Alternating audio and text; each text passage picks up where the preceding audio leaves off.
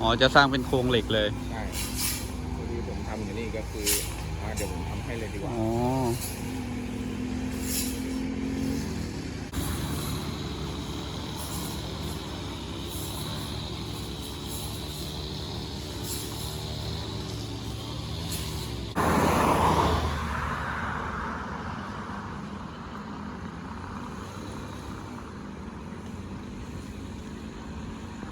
ตั้งแต่เมื่อไหร่ครับ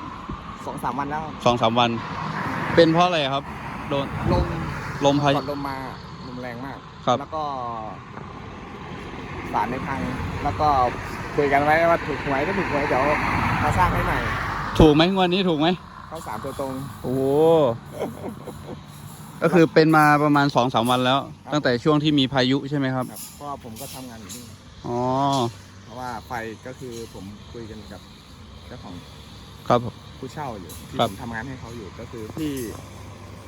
พี่ลงทุนซื้อของเดี๋ยวผมทำให้แป๊บเดียว อ๋อ ไม่คิดค่าแรงไม่ ครับ นี่นะแล้วก็ให้ทางเฮียเขาคุยกับเจ้าของที่อยู่ ครับ แล้วก็เลยบอกอย่าให้เขียนแบบมาก่อนเพราะว่าจะทำแบบให้ดีกว่านี้ อืม เพราะว่าไม้ตะเคียนก็คือแกถวายวัดที่มันหักย้ายออกไปก่อนเดี๋ยวอยู่ในระหว่างการเดี๋ยวเขียนแบบแล้วก็ทำสารขึ้นใหม่มีรั้วการขอบชิด อ๋อ ก็อยู่ระหว่างการปรึกษากับทางเจ้าของที่อีกทีหนึ่ง ใช่ เพราะว่าจะต้องทำรั้ว ใ